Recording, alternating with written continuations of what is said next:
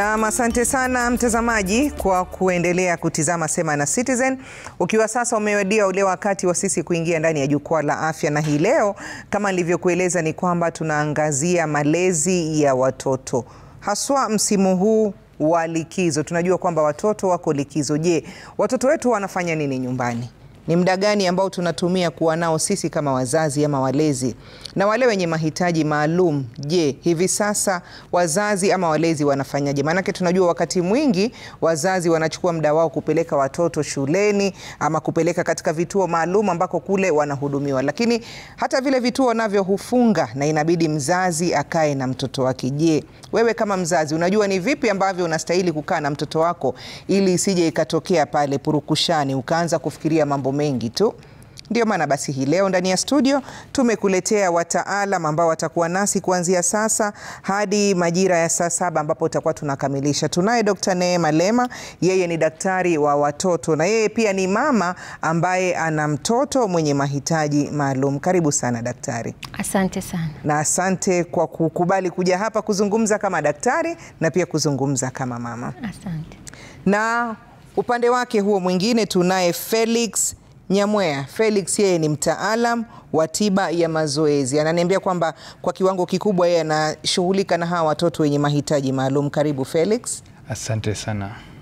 Okay, na pia tunaye Miriam Mwaringa. Yeye ni mtaalam, yeye ni mwalimu, yeye ni mzazi, yeye ni mlezi na anashughulika zaidi na watoto wenye mahitaji maalum pamoja na watoto wengine. Ananiambia kwamba anapenda sana, sijui ni kitu gani mwanzo Miriam kilikufanya wewe mpaka ukaingia mzima ukaona kwamba nitaingia katika hii sekta yenye watoto wenye mahitaji maalum?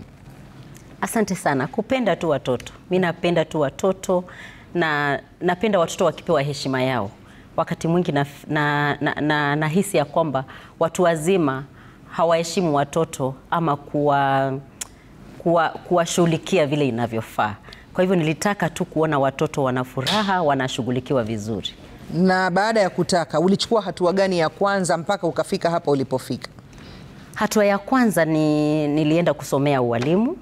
Nikasoma kuwa mwalimu wa secondary wa kusomesha somo la Kiingereza, English and Literature. Lakini sikuwa na raha sana pale. Manake wale sasa ni watoto washakuwa kiasi. Wamefika ile teenage age. Kwa hivyo nikasomesha kwa muda wa miaka 7, lakini kwa roho yangu nilikuwa natamani tu kuona watoto wakikua kuanzia wakiwa wadogo. Kwa hivyo nikarudi shule tena na nikasomea mambo ya ukuaji wa watoto. Na ndipo sasa nikaanza daycare ama mahali pa kuangalia watoto wadogo, ambayo ndio mpaka sasa imekuwa kuwa shule. Yaani uliacha kufundisha sekondari ukaenda ukaanza kama chekechea manake tuseme. Kabisa. Na hiyo yote ni kwa sababu ya upendo wa watoto. Kabisa. Na unapokuwa pale pengine siku yako huwa unaiona namna gani? Malengo yako yametimia? Maono yako ambayo ulikuwa unataka kuyatekeleza na hawa watoto yanatimia ama kuna changamoto zipi? Kwanza nashukuru, ninafurahi sana kwa ile kazi ambayo ninafanya.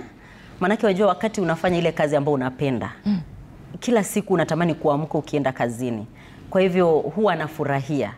Na nilipokuwa ninawaangalia wale watoto, nilipoanza ile shule ama hiyo daycare, sikuwa nimefikiria mambo ya watoto ambao wako na mahitaji maalum. Lakini kwa sababu ile shule ilikuwa ndogo ilipokuwa inaanza, wazazi ambao walikuwa wanaletea watoto walikuwa wanaletea wale watoto ambao kwa shule zingine hawako wanakubaliwa. Kwa hivyo sasa kukawa na hiyo changamoto ya kuangalia watoto wenye mahitaji maalum. Hiyo ikanibidi tena nirudi nipate elimu ndio niweze kuwaangalia vizuri wale watoto. Kwa hivyo generally ninafurahia, ninaenjoy kazi yangu. Asante sana. Na pia asante sana kwa kuja hapa, kuja kuzungumza na sisi mawili matatu kuhusiana na safari yako na kazi yako kwa jumla. Daktari, tunataka tuelewe, tukizungumza kuhusu watoto wenye mahitaji maalum, ni watoto wa aina gani ama ni mahitaji gani haya ambao wako nayo mpaka wanakuwa kwamba wanahitaji kuwa na malezi pengine tofauti kidogo na wale ambao wako sawa? Asante sana. So tukisema mtoto wako na mahitaji maalum, kwa watu wengi vile wanaelewa ni kwamba huyu mtoto ana mahitaji zaidi ya yale mahitaji ya kawaida tunayojua ya watoto. Lakini kadri siku tunavyoenda tumekuja kukubaliana kwamba watoto wote ni tofauti.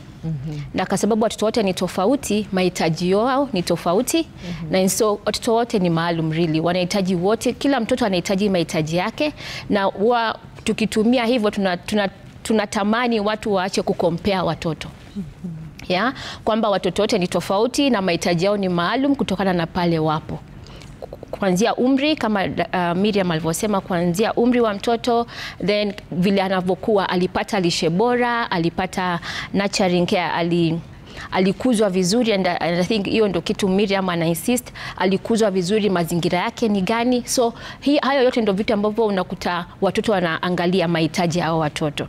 So but generally tukisema watoto wako na mahitaji maalum, tunamaanisha watoto ambao either vile walikuwa wanakuwa wamekuwa tofauti, kwamba vile ubongo wao ulikuwa unakuwa. Unajua vile mtoto akizaliwa tunategemea mtoto atakuangalia, acheke, akae, aanze kutembea, aanze kuongea, ajue kucheza na watu wengine. Lakini unakuta kuna watu wengine hivyo vitu havitokei vile unavyokusudia. So hao ndo kuna watoto wa hivyo, na kuna wale unakuta wanakuwa hivyo, lakini unakuta toka walivyokuwa wako tumboni mwa mama zao kuna kitu ilitokea katika genes. So unakuta wanazaliwa watoto ambao ni tofauti kidogo na vile ambavyo tumezoea watoto wengine. Kwa mfano, kuna wale watoto ambao tunasema wako na Down syndrome, ya? Gene zao unakuta wako na extra gene, na so vile wana present nje wako tofauti. So unakuta kama huyu ni mtoto wako, unakuta mahitaji yake pia ni tofauti na vile kama ingekuwa hana hiyo extra gene.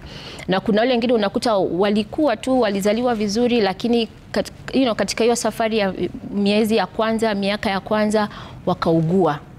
So waliugua and then wakaugua, unakuta kwenye yale magonjwa ubongo wao ukaathirika. So unakuta maendeleo ya yule mtoto vile yanakuwa pia ni tofauti. So hao wote ni watoto wenye mahitaji maalum. Umezungumza kuhusu mtoto amezaliwa vizuri, lakini baadaye wakati anakuja anapata changamoto ambazo zinaathiri ubongo. Pengine ni hali gani ambazo zinamweka mtoto katika hatari ya kupata kasoro za ukuaji ambazo huenda zikaathiri ubongo na kusababisha ule mtoto asiwe kawaida kama mwingine? Okay. So vya kwanza kabisa vile ambavyo hutokea mara kwa mara, kwanza ni vitu kama lishe.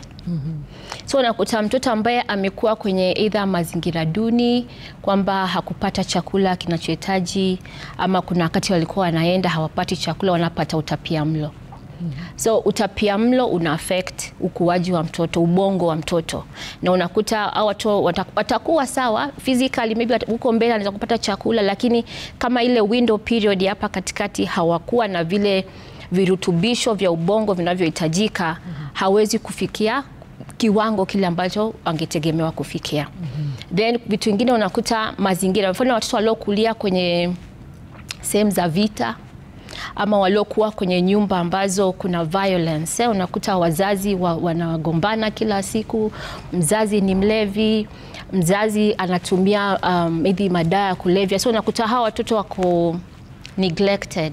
Hakuna mtu wa kuangalia, hakuna mtu wa kuwapatia support. Unajua support ya kihisia, support ya jinsi ya kukua tu physically. So unakuta kwa sababu ya hizo unakuta mtoto anakuwa sawa, maybe anapewa chakula and all that, lakini kwa hisia, makuaji yake ya hisia si sawa na mtu ambaye amekaa nyumba yenye furaha, nyumba yenye amani, watu wanakumbatiana, watu wana kiss, watu wana kila kitu kinaenda vizuri. Ni tofauti.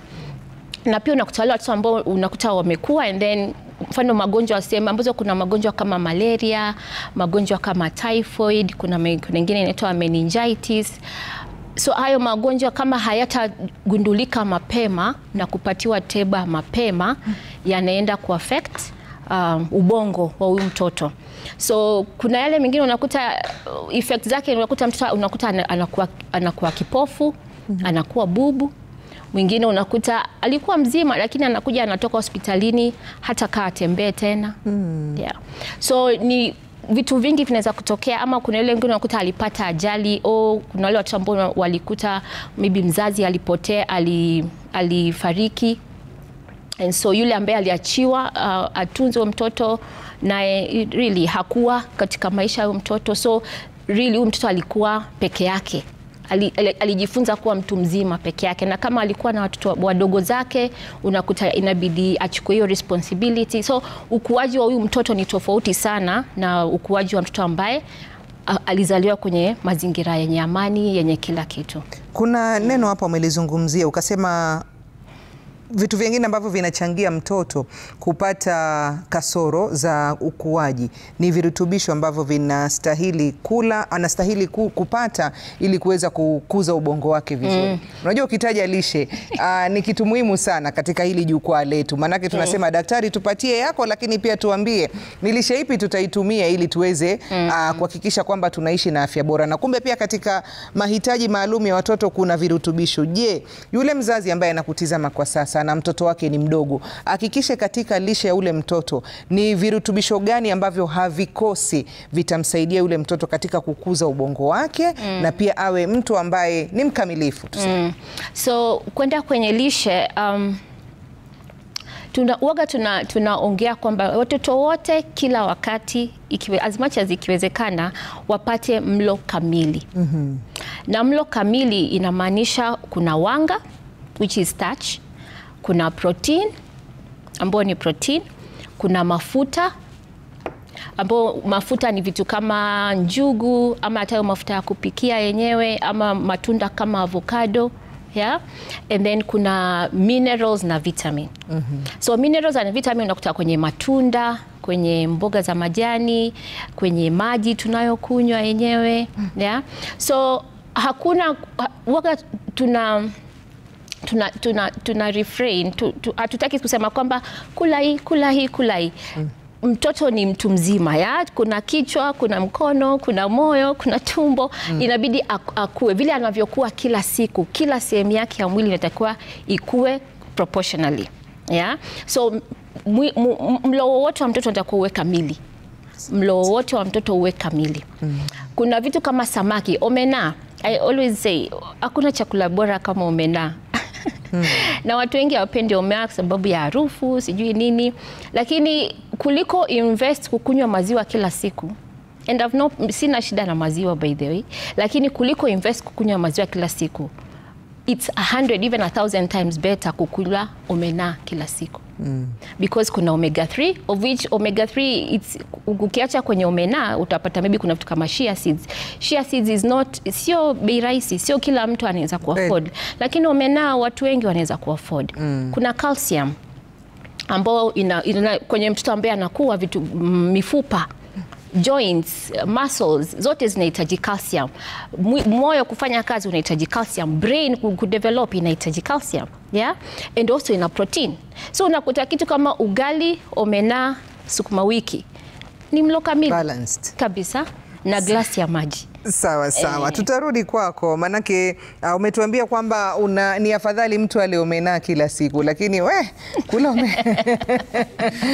pengine utupatie mbinu za vipi ambavyo tunaweza kutayarisha, manake unajua pia tukija kwa watoto huchagua chakula. Kweli. Na ukisema kila siku unampa hii, daktari alisema ule hivi kwa sababu nataka we ubongo wako uwe kila siku, sio kwamba sasa Jumatatu mpaka Jumapili kila siku omena, lakini unajua wazazi wengi wanasema kila siku mtu atakiwa akunywe maziwa. And yet ukiangalia benefits za maziwa na benefits za omena. So the whole idea is kwamba usifikirie tu maziwa. Ni sawa, nimekuelewa. Nitarudi kwako utueleze vipi ambavyo pengine hiki chakula ambacho umekipendekeza zaidi tunaweza kukifanya kikawa kinavutia kwa watoto. Hata ukisema unakula mara 3 kwa wiki, mara 4 kwa wiki, mtoto awe hakubali. Felix, nije kwako. Wewe unajihusisha zaidi na watoto ambao wana mahitaji maalum. Pengine mtoto anapokuwa anakuwa, kama mzazi anastahili aangalie vitu gani aone kwamba huyu mtoto anaweza kuwa hayuko sawa ama ana kasoro fulani? Tuanze, tunasema mwanzo wa mtoto kama mzazi unaweza gundua kwanza kuna conditions zingine. Unaweza kwa mzazi anaweza jua mapema huyu mtoto ana kasoro. Kwa mfano katika autism. Katika hii autism mzazi anaweza jua mtoto ana hii kufikia umri wa miezi 3. Mtoto wa umri 3 kuna ile kitu tunaita eye tracking kwa mtoto. Mtoto hana kabisa ile eye tracking. eye tracking, ana eye contact, haizi fuatilia huyu kwa huyu, utajua mtoto ana shida fulani akigrow, but inakuanga ngumu sana ku diagnose mapema ujue mtoto ana kasoro fulani. Lakini kuna zile pia mtoto akiwa tuseme kama ana cerebral palsy, kuna hizo conditions zingine ambazo unaweza jua mapema. Unajua mtoto katika the muscles, hizi mishipa zake ni ngumu, na tuna aina mingi za hiyo cerebral palsy, ni aina 4. Tuna kuanga na moja ambayo tunaita spastic cerebral palsy, tuna ingine tunaita flaccid cerebral palsy, tuna kuanga na ingine inaitwa ataxia cerebral palsy, ambapo kwanza spastic unapata hizi muscles za mtoto zina nguvu zaidi. Ni muscles nguvu zaidi. Alafu tukija katika ataxia cerebral palsy unapata katika mtoto muscles zinaenda juu zaidi, nguvu zaidi, na zinaregea zaidi. Tuna hiyo ingine tuna flaccid, ambapo mtoto ameregea kabisa. Mtoto ameregea, haezi inua mkono vizuri. Muscles hazina nguvu kabisa. Tunaanza matibabu mapema mtoto akiwa mdogo. Tunamfanyia assessment kabisa, alafu ndo tunatengeneza njia ya matibabu. Sasa huyu mtoto ambaye pengine ana miezi mitatu na mama ashaanza kuona dalili, akaona huyu mtoto wangu pengine ana autism. Je, hatari ya kutompeleka kupata matibabu kwa wakati ni ipi? Maanake mwingine wajua, mara nyingi wazazi unapokuwa pale nyumbani tunazungumza sana sisi kama kina mama. Utamwambia mwenzako, atakwambia hata wangu alikuwa hivyo hivyo, lakini nilifanya hivi nikafanya hivi. Sasa utapata mtu pengine amekwenda kutafuta njia nyingine nyingi kabla aje kwenu. Kuna madhara yoyote? Kuna madhara. Wapata mtoto kitambo akuje, kuna developmental milestones, mtoto ana delay, anarudi nyuma katika ukuaji wake wa kawaida. Mtoto anaweza tena inapelekea severity of the condition. Unapata mtoto amekuwa more severe, by the time management tunaingia kati, pata ishaenda sana. Na pia inamrudisha nyuma katika ukuaji wake vizuri. Wakati mingi wazazi hawakubaliani na matokeo. Ukiambia mzazi kwa mfano, huyu mtoto ako na hii, anasema mtoto wangu ana hiyo shida kabisa. Na mara mingi kwa mfano kuna hizo condition ambazo zinachukua muda mrefu. Wapata wazazi wengi, ukianza matibabu mzazi anafikia katikati, anasema nimefanya mengi, nimejaribu sana. Wapata hii ni matibabu ambayo yanafaa kuenda hadi mtoto aweze kuwa mkubwa. But wazazi wengi wanafikia njiani, wanasema wamechoka. Sawa sawa. Tarudi kwako utueleze pia madhara ya kuchoka njiani. Umemwanzisha, umefika katikati, unasema pesa zote zinakwenda huku na kuna wenzake wanataka kusoma na kadhalika. Je, madhara yake ni yapi? Na iwapo pengine mtoto kama yule akiwa ataendelezwa na tiba zenu, kuna uwezekano pengine akarudi akawa sawa? Mara mingi kwa zile kuna magonjwa ambayo mtoto atapona, ataendelea awe vizuri. But kwa mfano kama autism, tuna improve the independence of the child. Mtoto aweze kujifanyia mambo yake makubwa wakati wazazi hawako. Mara mingi mtoto atafikia kuwa katika umri fulani anafaa kuwa independent. Wakati huo unapata mtoto akianza mapema hiyo, kama ni mazoezi mapema, hiyo therapy, atafika kuwa amepata zile njia, atakuwa independent. But ukifikia wakati katikati alafu wache matibabu njiani, mtoto ataregress back. Ni kama ile improvement ulikuwa ushafanya ni kama ni zero. So utaanza tena ni kama unaanza vizuri. Sawa sawa. Miriam, nije kwako wewe kama mwalimu. Felix ametueleza kama mzazi kuna vitu ambavyo utaangalia, utajua kwamba huyu mtoto ana tatizo. Pale shuleni ametuambia Felix kwamba wazazi wengi hawakubali, na hata ukimwambia kwamba mtoto wako ana tatizo fulani, si rahisi kwa mzazi kukubali kwamba mtoto wangu yuko tofauti. Mtoto kama yule atachukuliwa, ataletwa katika shule ya kawaida tu, ataingizwa katika darasa la kawaida, aanze kusoma na wenzake pale shuleni, kwa sababu wewe una bahati kwamba ulikwenda ukasomea ili kuweza kujishughulisha nao. Walimu ama walezi pale shuleni waangalie vitu gani, ama huwa mnakumbana na vitu gani katika ukuaji wa watoto mpaka mnajua hawa watoto hawako sawa? Asante. Kwanza kabisa wajua, napenda kuangalia hawa watoto kama watoto. Maanake tunasema watoto wenye mahitaji maalum. Naam. Jina la kwanza ni watoto. Kwa hivyo kwanza ni watoto. So wanapoletwa pale shuleni unamkubalia kama mtoto, unamreceive kama mtoto. Na hatuna ile haraka ya kusema huyu mtoto naona hayuko sawa. Maanake kuna sababu nyingi sana zinazoweza kufanya mtoto achelewe kukua. Saa zingine si lazima iwe mtoto wako na shida fulani ama zile conditions ambazo daktari anatuambia kama autism, ADHD and Down syndrome na hizo zingine. Saa zingine huwa pengine yale mazingira ambayo mtoto amekulia hayajamruhusu hayajamsisimua, hayajamstimulate vizuri, hayajamruhusu kuwa mtoto. Hapo basi. Kwa hivyo akija pale tunachukua muda. Tuko na kitabu chetu ambacho tunakiita diary recording. Iko tumeitengeneza sisi wenyewe, nimeitengeneza kutumia yale mambo ambayo ningeangalia kuweza kujua kama mtoto wako sawa. So ikiwa kila siku unaona yule mtoto akiingia kwa darasa hataki kucheza na wenzake, hataki kukaribiana na wenzake, ukimwongelesha ama ukimwita hata kwa jina yake hakuangalii, hata respond kwa jina yake, unaitana yeye anaangalia huko anafanya mambo zake. Ukiona hayo, na si ati kuona leo alafu unashakimbilia mzazi unamwambia naona kuna shida. That's why kuna hiyo recording. So una record kila siku. Ikiwa ni mahali kama pa kucheza, socialization, ikiwa kila wakati ile record inasema mtoto hachezi na wenzake. Kila wakati unaandika ya kwamba mtoto alicheza lakini kuna kifaa fulani, kuna ile toy yake, hiyo tu ndio anachezea. Ikiwa unaeleza mtoto anacheza lakini kuna mpangilio wake, akipata pale anapenda kuchezea, hakuna pale anapenda kuchezea kuna mtu mwingine, basi hatacheza tena. Ama ikiwa unampatia kalamu unaona mikono imelegea na umefanya hivyo kwa muda, maybe kwa muhula mzima, basi pale utaita mzazi uketi chini naye. Na kama mwalimu hautaambia mzazi nikiangalia mtoto wako naona ako na autism. Kazi yetu huwa ni tunafanya assessment by observation na we are keeping record. Kwa hivyo ukishakuwa unaona huyu mtoto kabisa vile ninavyoona, kwa sababu pia kama mwalimu unajua mtoto katika umri fulani anatakiwa awe anafanya mambo fulani.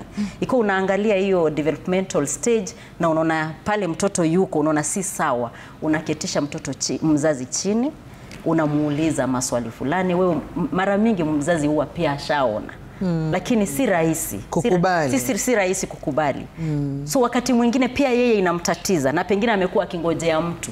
Kama vile ulivyosema kule nyumbani anaambiwa hata wangu alikuwa hivyo, usijali ni kuchelewa kwa kawaida. Uko ndani pengine amekuwa ana hofu ya kuwa mtoto wangu hayuko sawa. So ukishamuita mara mingi kulingana na vile unavyomwelezea, wazazi wengi husikiliza. Na akishasikiliza basi unamtuma kwa daktari. Daktari sasa ndio anafanya the real diagnosis, developmental specialist, pediatric developmentalist I think, yes. So ukimtuma kwa pediatric developmentalist ataangalia, sasa huyo ndio anatoa diagnosis. Diagnosis haitoki kwa mwalimu. Mwalimu ameeleza, ameona, ameangalia, kaona, akapendekeza. Bas. Sasa hiyo diagnosis ikikuja kwako tena unatumia ile knowledge uko nayo sasa kujua nimeletewa huyu mtoto, diagnosis inasema ako na attention deficit hyperactivity disorder, meaning huyu ni mtoto ambaye ako na tatizo la kutulia. Kama umeletewa huyo mtoto hivyo, kama mwalimu basi utamfanyia mpangilio ile ambayo tunaita individualized education program. Unamtengenezea programu yake ambayo ina attend kwa mahitaji yake. Ikiwa shida yake ni kutulia, basi unafanya hiyo environment, mazingira ya darasa yawe yatamwezesha kutulia. Uangalie tena, uanze sasa kumsoma na kumwelewa kama individual, sio kama mtoto kama yule mwingine. So unasema kama huyu mtoto akiingia kwa darasa akipata kelele inamsisimua, basi unapunguza kelele ama unamtengenezea mali chumba fulani ama kona fulani ambao anaweza jituliza. So ukishapata hiyo diagnosis, sasa unaanza kumlea ama kumwangalia kama yeye binafsi kulingana na mahitaji yake. Okay, daktari, nije kwako sasa uzungumze kama mama. Tumedokezewa kwamba una mtoto ambaye ana mahitaji maalum. Pengine wako ana mahitaji gani maalum na ilianza vipi na hadi kufikia sasa safari yake ikoje? Okay, so ilianza miaka 7, sasa yako miaka 10. Akona miaka 10. Wa kike wa kiume? Wa kiume. Na yeye akona usonji, autism. Okay. Yeah. Na pia akona hiyo changamoto kidogo kwenye mambo ya shule. Yeah. So ilianza vipi? Mimi nilipata mtoto wangu nikiwa daktari wa watoto tayari. So baada ya kupata mtoto, vile kama mwelekezi wetu alivyosema, alivyokuwa anakuwa, nilijua kuna kitu ambacho si sawa. Lakini kama mzazi, of course, nilisema tu hapana. Unajua, unasema tu maybe vile ni mtoto wa kwanza, maybe hakuna watoto wengine wa kucheza naye, so nikaa najitahidi kumpeleka kucheza na watoto wengine, kumnunulia toys kama zitaweza kumsaidia. Lakini nakumbuka alifika mwaka 1 bado hajaanza kuongea. So then tukasema okay, na pia tulinotice kwamba ulikuwa ukimuita saa nyingine anageuka, saa nyingine ageuki. Ukiingia, unajua vile unakuwa unamkuta maybe ako sitting room, unaingia unategemea mtoto mwingine atageuka kukuangalia, lakini maybe saa nyingine angegeuka akuone aendelee na mambo yake, saa nyingine hata ageuki. Na raha mzazi unataka ukiingia mtoto akukimbilie umefika. So of course una take note ya hivyo vitu, una take note. So tukaendelea, alipofika 1.5 mwaka akaanza kuongea, lakini alikuwa anaongea tunaita gibberish. Aliongea tu vitu ambavyo hakuna mtu anaelewa ni nini anasema. So ikaendelea. Nakumbuka of course watu walikuwa wakikuja nyumbani, of course kila mtu atasema mtoto hajaanza kuongea nini, lakini kama mzazi utasema tu bado ataongea nini. So ilikuwa okay, usema kweli ilikuwa kwamba tulikuwa tunaogopa kwamba siwezi hiyo courage ya kusema niende hospitalini. Na wewe ni daktari. Na mimi ni daktari. Hiyo courage ya kwamba niende hospitalini kuambiwa kwamba mtoto wako ana tatizo hili, tulikuwa hatuna. Lakini kila siku tulikuwa tunaona huyu mtoto ako na shida. Na nilikuwa najua, unajua ukishajua symptoms unajua kabisa yenyewe hii inaweza kuwa ni autism. Lakini ulikuwa tu unajitahidi tu unajificha nini ili tu usikutane nayo uso kwa uso. So tukaendelea hivyo. Nakumbuka tulivyofika around 2.5 years akaanza kutaja neno moja maybe mama, baba, lakini ilikuwa si kwamba ananiita mimi ama anamuita babake. Ilikuwa very random. Na pia tuliona huyo anapenda a very like wakati wa birthday yake ya kwanza tulimnunulia, unajua toys, magari nini, unajua ni mtoto wa kiume. Lakini yeye toy yake ilikuwa ni tape measure, hiyo ya kushonea nguo, unalega kwa tape measure, ruler zile za architects, hiyo ndio alikuwa anapenda, viberiti. Alikuwa akitembea nje atakuja ataokota mawe, like kulikuwa kuna vile tu atatafuta mawe atafeel. Ikatokea tu hiyo siku hata ukiweka kama 20 hapa ataanza kushika moja na ataweza kuidentify hii ndio ilikuwa jiwe yake. So alikuwa hivyo. Akikaa kwa kiti, mfano kama dining, amekaa kwa kiti, huwezi kumtoa. Na akikuta mtu mwingine amekalia kwenye hicho kiti hata kula. Like lazima huyo mtu asimame ndio akae kwenye hicho kiti ndio sasa aanze kula. So hivyo vitu vyote. So nakumbuka kuna siku tukaenda kwa birthday. Unajua tu kama kawaida mnaenda kwa birthday, unaingia. So nakumbuka ile kuingia kila mtu unajua vile wakaanza kumita jina lake. Nakumbuka aligeuka tu akaanza kukimbia. Of course sasa mimi kama mama of course tukakimbia. Uzuri ilikuwa ina place ya kulikuwa kuna gate. Alikuwa na miaka mingapi hapo? 2.5 hapo. Okay. Yeah, 2.5. So akakimbia at that time alikuwa tu anakimbia, but ulikuwa unamwona kosi wake, he was very disturbed. So nikamconvince, at that time alikuwa anaongea tu very few words, lakini ilikuwa ongea kwa sentence, ama alikuwa hizi kukuambia nataka kitu fulani. So most of the time alikuwa anatumia sign kama anataka kukuambia kitu. So nakumbuka nikaongea naye, nikamconvince, nikaambia kila mtu please mind your own business, assume hamjamuona huyu mtoto, ndio tuweze kuingia. Na kweli tukaingia, lakini hakutaka kukaa na watu wengine. Tukaenda kukaa kwa backyard sasa. Tumekaa kwa backyard and all the time alikuwa tu ana pesa. Hakukaa, by the way, hakukaa kabisa. Hata saa kukula alikuwa anakula akipesa. Anakula, anatembea. Anakula, akitembea. So tukakaa hapo for maybe I don't know 1 hour or so, then ikafika wakati wa kukata cake. Unajua wakati wa kukata cake, muziki umekuja, watu wameanza kuimba happy birthday. So nakumbuka alichomoka. Mimi hata sijui alitoka saa ngapi. The next thing I know, ana scream, anashika masikio, analia, amefika kwa gate. Actually uzuri ni kwamba hiyo gate ilifungwa kipindi kile tumeingia. Amekaa chini, jaribu kufungua hiyo gate. Sasa hapo alikuwa anaonyesha kwamba hataki kelele, ni mtu ambaye hataki kelele. So akalia, hiyo ndio ilikuwa mara ya kwanza kumwona akipata meltdown sasa. Nilikuwa sijawahi kumwona akipata meltdown. Yeah. So tukalia hapo, tulilia almost 45 minutes of crying. Tukakaa naye, akatulia kidogo. Maana hata wewe ulikuwa kwa sababu umekaa na mtoto, kila unachojaribu kumtuliza ni kama unaongeza mafuta kwenye moto. And at that time, unajua okay, nilisuspect, lakini the fact nilikuwa sija kuona mtu amepata meltdown, nilikuwa najua ni ile tu unaweza kumbeba, umbembeleze, lakini kadri ulivyokuwa unajaribu kumsogelea, alikuwa tu anakusukuma. Actually, ilikuwa ukitumia nguvu anaweza kukung'ata. Yeah. So nilikaa chini literally kwa kabro na yeye amekaa hapo.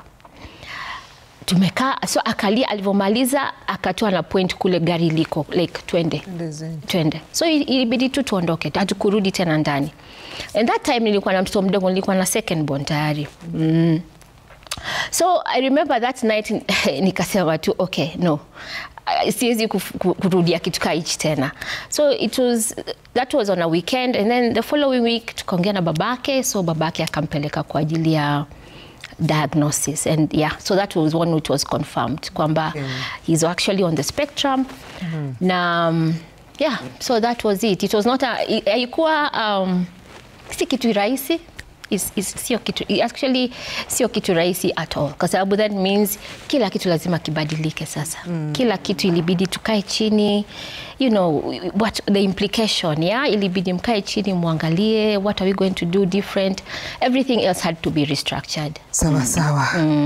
Ni safari ambayo na hakika kugundua hapo ilikuwa si kitu rahisi. Manake kwa mzazi, na tena wewe ni daktari, unajua hivi vitu umeviona kwa watu wengine, leo unakuja kuviona kwako si rahisi. Lakini uwepo wako hapa, natumai kwamba utawatia moyo na wengine wengi tu ambao wana watoto kama hao na pengine hawajajua ama hawajataka kukubali.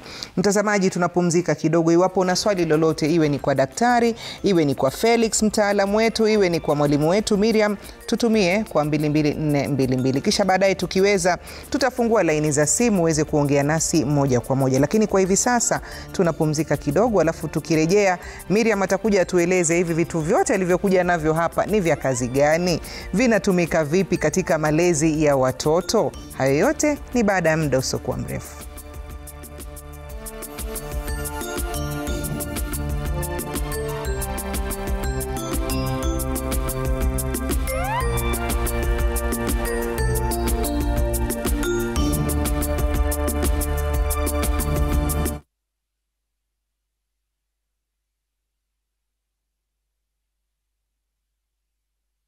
Spending too much time in cleaning with too many products? Presenting new ACO All-Purpose Cleaner. Using ACO takes just 3 easy steps. ACO All-Purpose Cleaner is effective around any surface. And ACO is a woman's best friend. New ACO All-Purpose Cleaner saves time, saves money. Also available in lavender fragrance. Changa mugulelap kolenge Etesienyanwe nebo kutitab chego Chamge FM mugulelap kolenge Etesienyanwe nebo kutitab chego Chamge FM mugulelap kolenge Eitin bik tugul nebo kutit engwanye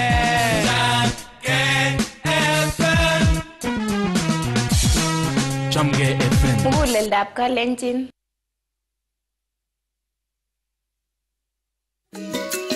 Every day, Kenyans from all walks of life work tirelessly, dreaming of a secure future.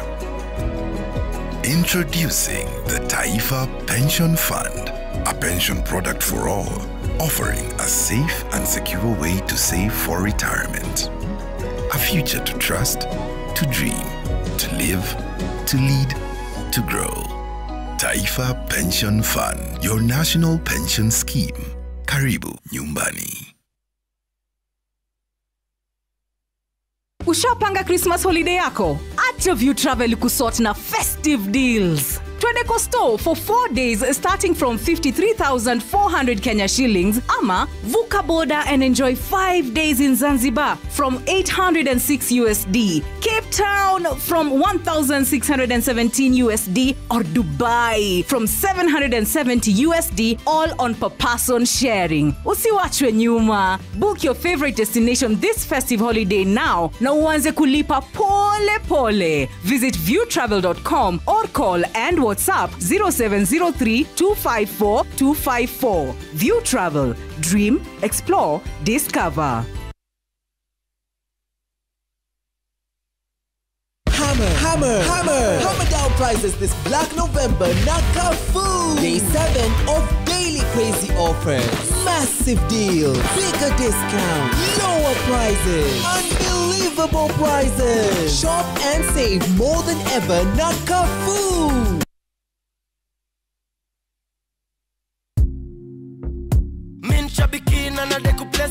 My name is John Dungu Mwangi from Subukia. I've been participating in Aviator for quite some time. I've been praying that one day luck will be on my side. I'll continue playing because there are stakes there that are higher than what I got. I won big on Shabiki Aviator. Changamkia Aviator on Shabiki.com. Not for persons under the age of 18. Authorized and regulated by BCLB license number 428.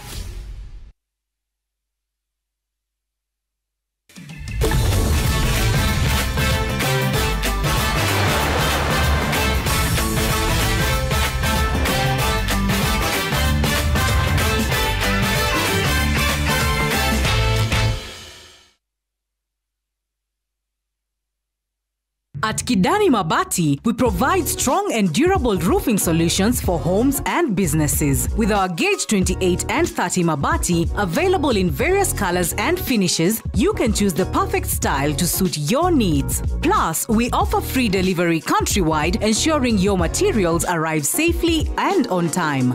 Kidani Mabati is strong, reliable, and made to last. Call us toll-free today or visit our website to find out more. Kidani Mabati, Boresha Mjengo, Boresha Maisha.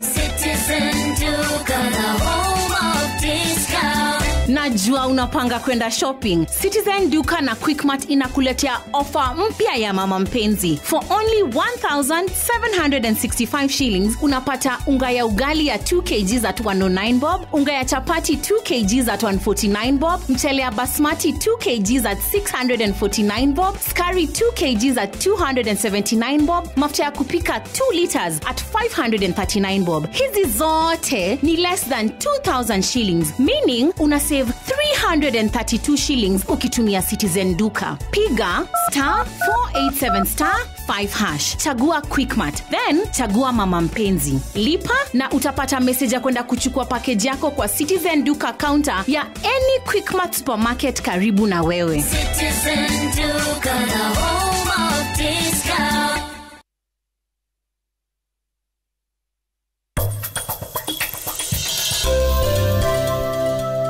I'm having problems with him.